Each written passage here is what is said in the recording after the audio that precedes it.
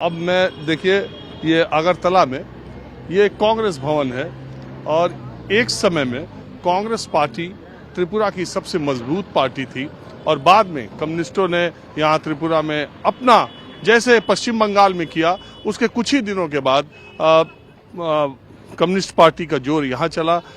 20 साल मानिक सरकार यहाँ मुख्यमंत्री रहे, 25 साल तक वामपंथियों ने शासन किया और फिर उसके बाद बीजेपी ने, दरअसल क्या हुआ कि 1.5% वोट जो बीजेपी 2013 में पाई थी, 2018 में 1.5% के आसपास आकर के कांग्रेस पार्टी रुक गई। अब दिलचस्प एक वाकया कल रात को हुआ कि जब नॉमिनेशन करना था तो सीपीएम और कांग्रेस पार्टी में एक अंडरस्टैंडिंग थी सीटों की।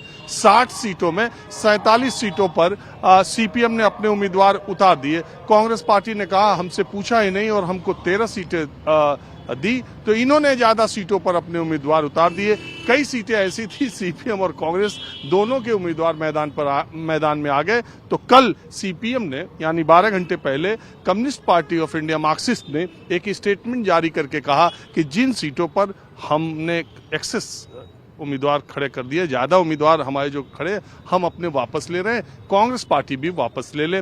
तो इस तरीके का गठबंधन सीपीएम और कांग्रेस में हुआ है। कांग्रेस के दफ्तर का माहौल देख ही रहे हैं क्या है। शाम को ये तब है जबकि चुनाव का पर्चा दाखिल होने की डेट खत्म हो चुकी है, चुनाव प्रचार शुरू है और 14 दिनों के बाद वोटिंग होगी। और भारतीय जनता पार्टी के राष्ट्रीय अध्यक्ष जेपी नड्डा कल से 2 दिनी यात्रा पर त्रिपुरा में आ रहे हैं, लेकिन लेफ्ट जमीनी स्तर पर, क्योंकि उसका वोट प्रतिशत पिछली बार बीजेपी गठबंधन से ज्यादा था वामपंथी गठबंधन का, तो जमीनी स्तर पर बहुत सारे वोटर, ऐसा कहा जाता है कि कांग्रेस पार्टी के बीजेपी में शिफ्ट हुए, बहुत कुछ सीपीएम के भी शिफ्ट हुए बीजेपी में और इसकी वजह से उनका मूल काडर यहाँ न होने के बावजूद वो एक मजबूत स्थिति में पहुंचे हैं। बहरहाल आज मैं आया तो बहुत थोड़ा वक्त था, जितना कुछ भी देख सका और दिखा सका।